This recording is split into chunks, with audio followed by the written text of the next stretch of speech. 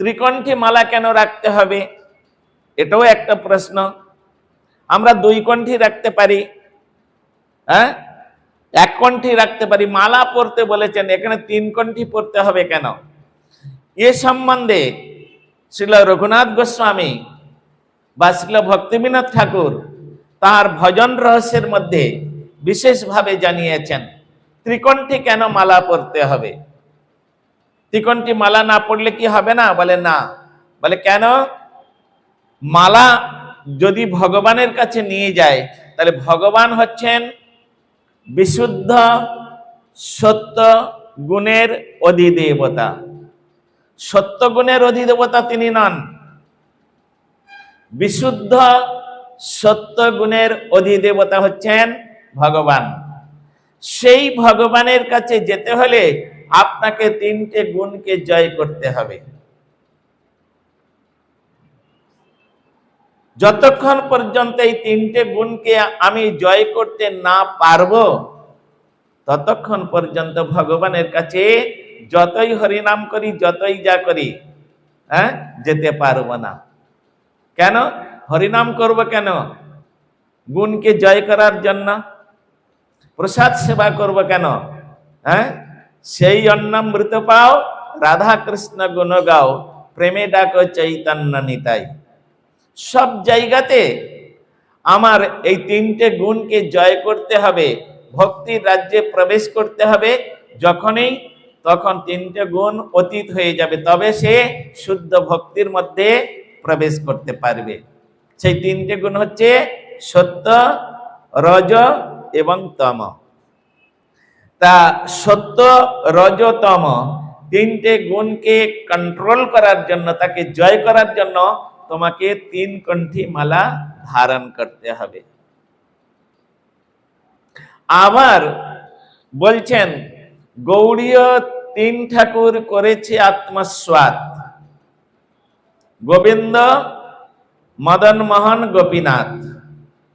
এই 3 ঠাকুর হচ্ছে, একজন হচ্ছে সম্বন্ধ তত্ত্বের বিগ্রহ, একজন হচ্ছে অভিধেয় তত্ত্বের বিগ্রহ, এবং একজন হচ্ছে প্রয়োজন তত্ত্বের বিগ্রহ। প্রয়োজন আমাদের কি? আমাদের প্রয়োজনটা কি? আমাদের দরকারটা কি? কিসের জন্য হরিনাম করব? কিসের জন্য গুরু বৈষ্ণবের সেবা করব? কিসের জন্য দীক্ষা নিয়ে দীক্ষা মন্ত্র জপ করব? কিসের জন্য?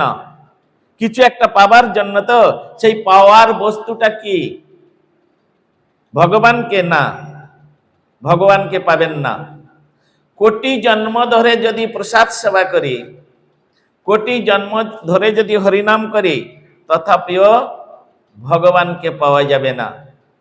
হ্যাঁ, সেখানে শ্রীল ভক্তিবিনোদ ঠাকুর বলছেন নামে রতি হইলে প্রেমের উদয়, প্রেমেতে হরিকে পাই। কোটি জন্ম ধরে হরিনাম করলাম, কিন্তু তার হৃদয়ে প্রেম আসলো না। কোটি জন্ম ধরে আমি প্রসাদ খাচ্ছি, প্রসাদ সেবা করছি, কিন্তু সেই তার হৃদয়ে প্রেম আসলো না। মীরা কহে বিনা প্রেম সে नहीं मिले नंदलाला। हाँ, আছে না? नित्य नहन से हरि मिले तो जल जंतु होए, फल मूल खा के हरि मिले तो बहादुर बंदराई, दूध पीने से हरि मिले तो बहुत बदसो वाला, मेरा कहे बिना प्रेम से नहीं मिले नंदलाला। উইদাউট প্রেমে কোনোদিন কোনো সাধক সাধিকা ভগবানকে লাভ করেছেন, ভগবানকে দর্শন করেছেন, শাস্ত্রে এরকম কোন নিদর্শন নাই। এই জন্য আমাদের প্রয়োজন হচ্ছে, এত কিছু আমরা যে করছি, আমরা উপবাস করছি, আমরা একাদশী ব্রত করছি, আমরা হরিকথা শ্রবণ করছি, সাধু সেবা করছি, হরিনাম করছি, যা কিছু করছি, একটা জিনিস আমাদের প্রাপ্ত হতে হবে, সেটা হচ্ছে কৃষ্ণ প্রেম। আর সেই প্রেমটা দিতে এসেছিলেন আমার গৌর সুন্দর। হ্যাঁ, তার প্রণামের মধ্যেই আছে। নমো মহাবদন্নায় কৃষ্ণ প্রেম প্রদায়তে, সেই প্রেম দেওয়ার জন্য তিনি এই জগতে এসেছে। কেন? যতক্ষণ পর্যন্ত তোমরা প্রেমের অধিকারী হবে না, ততক্ষণ পর্যন্ত গোবিন্দ বা গৌরহরি বলছেন আমাকে তোমরা পাবে না। হ্যাঁ, নামের অতি হইলে প্রেমের উদয়, প্রেমেতে হরিকে পাই। অতএব আমাদের সেই প্রেম প্রয়োজন, সেই প্রয়োজন তত্ত্বের বিগ্রহ হচ্ছেন শ্রী রাধা গোপীনাথজিও। এই জন্য এই গোপীনাথকে পাওয়ার জন্য একটি কণ্ঠী মালা আমাদের ধারণ করতে হবে। এই গোপীনাথকে পাওয়ার জন্য যে চেষ্টা, হ্যাঁ, তাকে বলা হয় অভিধেয়। একটা ছোট্ট উদাহরণ দিচ্ছি। কোন একটা বাচ্চার খুব শরীর খারাপ করেছে, অসুখ হয়েছে, এমন অসুখ হয়েছে ডাক্তার বলল যে এর জন্য একটা ইনজেকশন দরকার। এই ইনজেকশনটা কিন্তু খুব কস্টলি এবং দুর্লভ। তা ইনজেকশনটা তুমি যে ব্যবস্থা করে নিয়ে আসো, এটা দিতেই হবে, না তো এখন আপনি সারা দুর্গাপুর খুঁজলেন, পেলেন না, কলকাতায় গেলেন, পেলেন না, দিল্লিতে গেলেন, পেলেন না, বম্বে গিয়ে হয়তো অনেক খুঁজে খুঁজে খুঁজে খুঁজে পেলেন। হ্যাঁ, এই যে ওষুধটা পাবার যে চেষ্টা, যে পরিশ্রম, একে বলা হয় অভিদেহ। হ্যাঁ, সেই রকম ভগবানকে পাবার জন্য, গোপীনাথকে পাবার জন্য, গোপীনাথকে লাভ করার জন্য যে চেষ্টা, হ্যাঁ, সেই চেষ্টাকে বলা হয় অভিদেহ। সেই অভিদেহ তত্ত্বের বিগ্রহ হচ্ছেন গোবিন্দদেব। তার জন্য একটা মালা কণ্ঠে ধারণ করতে হবে। তাহলে কটা হলো? আর একটা কথা হচ্ছে মদন মোহন। মদন মোহন হচ্ছেন সম্বন্ধ তত্ত্বের বিগ্রহ। হ্যাঁ, সম্বন্ধ না হলে সেবা হয় না। আর সেবা কে কাকে করে? সেবা কে কাকে করে? লঘু ব্যক্তি গুরুজনকে, লঘু ব্যক্তি গুরুজনকে সেবা করেন। সেবাটা সব জায়গায় হয় না। ভজ ধাতু হচ্ছে সেবা। সেবা কোনোদিন গুরুজন লঘু ব্যক্তিকে সেবা করতে পারেন না। তাকে স্নেহ করতে পারেন, তাকে প্রীতি করতে পারে, ভালোবাসতে পারে, কিন্তু সেবা করতে পারেন না। সেবা একমাত্র যিনি লঘু ব্যক্তি আছেন তিনি গুরুজনের সেবা করবেন, সে তাকে বলা হবে সেবা। তা সেই রকম এই জগতে আমরা যে ভগবানের সঙ্গে ভগবানকে সেবা করব, গুরু বৈষ্ণবকে সেবা করব, গুরু বৈষ্ণব আমার কে, সে কাণ্ডজ্ঞানটুকু তো আমার এখনো হয় নাই। হয়েছে? হ্যাঁ, গুরু বৈষ্ণবকে কেন সেবা করব, তাদের সেবা করলে কি হবে, এসব তো আমার জানা নাই। তাহলে এইগুলো জানার জন্য, হ্যাঁ, যার কাছে গিয়ে শরণাগত হবেন তিনি হচ্ছেন সম্বন্ধ তত্ত্বের, অর্থাৎ এই গোবিন্দকে এবং গোপীনাথকে পাওয়ার জন্য বা তাদেরকে কাছে যাওয়ার জন্য একটা যে সম্বন্ধ, সেই সম্বন্ধটা ঠিক করবেন কে? রাধা মদন মোহন। তার জন্য এক কণ্ঠী মালা আমাদের ধারণ করতে হবে। তিনটে গুণকে দমন করে, আর তিনটে গুণের যে হচ্ছে কে অধিষ্ঠাত্র দেবতা আছেন, তিনটে গুণের অধিষ্ঠাত্র দেবতাকে সেখানে বলছেন বিষ্ণু, ব্রহ্মা, বিষ্ণু আর শিব ঠাকুর। তমগুণের অধিদেবতা হচ্ছেন শিব ঠাকুর, সত্যগুণের অধিদেবতা হচ্ছেন ব্রহ্মা, নাকি ভুল বললাম? রজগুণের অধিদেবতা হচ্ছেন ব্রহ্মা, আর সত্যগুণের অধিদেবতা হচ্ছেন বিষ্ণু। তা বলছেন বিষ্ণু তো স্বয়ং ভগবান, তাই নাই? বিষ্ণু তো স্বয়ং ভগবান। বলছেন না, যদি তাই হতো তাহলে ভক্তিবিনোদ ঠাকুর তিনি বললেন তব ইচ্ছা মতে বিষ্ণু করেন পালন। তাহলে তব ইচ্ছা মতো, এই তোমার ইচ্ছা মতো, তাই তুমিটা কে? যদি স্বয়ং ভগবান বিষ্ণু হতেন, তাহলে ভক্তি বিনোদ ঠাকুরের মতো ব্যক্তি এ কথা কোনোদিন বলতে পারতেন না, তব ইচ্ছা মতে বিষ্ণু করেন পালন। এগুলো তত্ত্ব সিদ্ধান্তের কথা, এর মধ্যে প্রবেশ করতে হবে ডিপলি। ডিপ থেকে ডিপলি প্রবেশ না করলে, এই সব তত্ত্বের মধ্যে প্রবেশ না করলে আপনি ভক্তি রাজ্যের মধ্যে প্রবেশ করতে পারবেন না।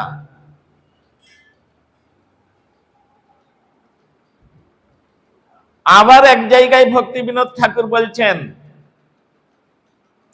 ধরি মন চরণে তোমায়, লক্ষ্মীপতি রতি রাখো দূরে, সে রতি প্রবল হলে পরব্রহ্মে দেয় ফেলে, নাহি দেয় বাস ব্রজপুরে। বিচারগুলো আমাদের গুরুবর্গগণ, আচার্যগণ, মনি ঋষিগণ খুব সুন্দর। এই জন্য সনাতন শাস্ত্রের যে বিচার, সনাতন ধর্মের যে বিচার, এর উপরে কোন ধর্মের বিচার দিতে পারেননি আজও পর্যন্ত, কোন ধর্ম নাই। আবার যদি সেই সনাতন ধর্মটা রূপ রঘুনাথের আনুগত্যে আর সরস্বতী নিঃসৃত ধারায় যদি হয়, তাহলে তার উপরে আর কারোর কলম চলবে না। এ সমস্ত বিচারগুলো অত্যন্ত উন্নত ধরনের বিচার। সুতরাং সেই বিচারের মধ্যে আমাদের আসতে হবে। এই বিচার যতক্ষণ পর্যন্ত আমরা আশ্রয় না করব, ততক্ষণ পর্যন্ত আমাদের উদ্ধারের কোনো রাস্তা নেই। সুতরাং এই সমস্ত বিচারগুলো আমাদের নিয়ে আর গুরু বৈষ্ণবের কাছে গিয়ে, যারা এই সমস্ত তত্ত্বজ্ঞ সেই রকম ব্যক্তির কাছে গিয়ে তাদের সেবা করব, এবং তদ্বৃদ্ধি প্রণিপাতেন পরিপ্রশ্নেন সেবয়া উপদেক্ষন্তি তে জ্ঞানং জ্ঞানিন তত্ত্বদর্শিন। তুমি যদি তত্ত্ব দর্শনটাকে হৃদয়ঙ্গম করতে চাও, তাহলে ওই গুরু বৈষ্ণবের কথা মতো তোমাকে চলতে হবে। শ্রীমদ্ ভাগবত কথা যখন পরীক্ষিত মহারাজকে শুকদেব গোস্বামী পাদ শোনাবেন, তৎপূর্বে তিনি তাকে কিউরিফাই করছেন। কি বলছেন? যদিচ্ছসি পরম জ্ঞানং জ্ঞানাৎ তৎ পরমম পদম তদা দরেন রাজেন্দ্র গুরু গোবিন্দ কীর্তনম। আমি তোমার কাছে তো গোবিন্দের কথা কীর্তন করব, কিন্তু করলে যেই তুমি একেবারে ভগবানকে পেয়ে যাবে, তুমি শুনলেই তুমি ভগবানকে পাবে। আর আমি তোমার কাছে 7 দিন গোবিন্দের কথা কীর্তন করে দিয়ে, গোবিন্দের কথা কীর্তন করে দিয়ে আর তোমাকে আমি উদ্ধার করে দেবো, ভগবত প্রাপ্তি করে দেব, এটা তুমি ভাবলে কি করে? এটা কোনোদিন হবে না। শুনলেই যে হবে, হবে না। কিরকম শুনতে হবে? তদ আদরে না। প্রতিদিন যদি আদর করিয়া সে নাম কীর্তন করি, শীতফল যেন নাশে রোগমূল ক্রমে সাধু হয় হরি। বিচারটা তো এইখানে, যেমন তেমন শুনলে হবে না, তদ্গত চিত্ত বলা আছে সেখানে। হে মহারাজ পরীক্ষিত, তুমি যদি আমার কথা তদ্গত চিত্তে শ্রবণ করো, তাহলে আমি তোমাকে গ্যারান্টি দিতে পারি, আমি 7 দিন মধ্যে তোমাকে আমি ভগবত প্রাপ্তি করিয়ে দেব। সেটা কি? যদিচ্ছসি পরম জ্ঞানং। তুমি সেই পরম জ্ঞান, ভগবান কি বস্তু, আমি কি বস্তু, মানে জীব কি বস্তু, আর জীবের সঙ্গে ভগবানের কি সম্বন্ধ, মায়া কি বস্তু, মায়ার সঙ্গে আমার আর মায়ার সঙ্গে ভগবানের কি সম্বন্ধ, এই তত্ত্বগুলো যতক্ষণ পর্যন্ত তুমি হৃদয়ঙ্গম না করতে পারবে, ততক্ষণ পর্যন্ত যে শ্রেষ্ঠ ব্যক্তি, আমি শ্রেষ্ঠ, মায়া শ্রেষ্ঠ, না ভগবান শ্রেষ্ঠ, না কি শ্রেষ্ঠ, সেই শ্রেষ্ঠ বস্তুর প্রতি তোমার অনুরাগ আসবে না। আর যতক্ষণ পর্যন্ত শ্রেষ্ঠ ব্যক্তির প্রতি অনুরাগ না আসে, আপনি একটা উদাহরণ দিচ্ছি, বাজারে নতুন আম উঠেছে, ভালো ভালো বেশ হিমসাগর, ল্যাংড়া আর সব কতগির সব আম উঠেছে, আর সবে মাত্র পয়সা পেয়েছেন, মাইনে টাকা পেয়েছেন, চলে গেলেন, যাই বাজারে আম কিনে নিয়ে আসি। এখন কোনটা ভালো আম, কোনটা মিষ্টি আম, কোনটা টক আম, এইটুকু যদি আমার জানা না থাকে, তাহলে তো আমি তো পয়সা দিয়ে টক আম কিনে আনবো। কোনটা টক কোনটা মিষ্টি তো আমার জানাই নাই। হ্যাঁ, আমি জানি এটা ভালো এটা খারাপ, তবে না খারাপটা বাদ দিয়ে ভালোটা নিব। সেই রকম শ্রেষ্ঠ ব্যক্তিকে এই যে পাঁচটা তত্ত্ব আছে, পাঁচটা বস্তু আছে, হ্যাঁ, জীব, মায়া, ভগবান, এই সমস্ত যে পাঁচটা বস্তু আছে, এর মধ্যে শ্রেষ্ঠ কে? মায়ার শরণাগত হব, না জীবের শরণাগত হব, না ভগবানের শরণাগত হব?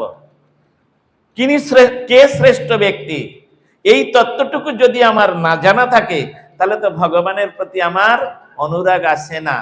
এই জন্য একটু কিউরিফাই করছেন পরীক্ষিত মহারাজ, তিনি কি করবেন, কি করলে তবে শ্রেষ্ঠ বস্তুকে তিনি উপলব্ধি করতে পারবেন। এই জন্য বললেন, যদিচ্ছসি পরম জ্ঞানং জ্ঞানাৎ তৎপরমম পদম। তুমি সেই পরম পদ ভগবানকে যদি হৃদয় সিংহাসনে বসাতে চাও, তাহলে তুমি তত্ত্ববস্তুটা মনে রাখো। এবং কিভাবে না, আমি যে তোমার কাছে গোবিন্দের কথা কীর্তন করব, সেই তদ আদরেন, অর্থাৎ ভগবানের কথাটা তোমাকে আদরের সহিত সেটা শ্রবণ করতে হবে। তদ্গত চিত্ত, তৎ মানে হরিয়ম তৎ, তিনি একমাত্র সদ্বস্তু, তিনি একমাত্র সদ্বস্তু, আর জগতে যা কিছু আছে সব অসৎ। ভগবান একমাত্র সৎ।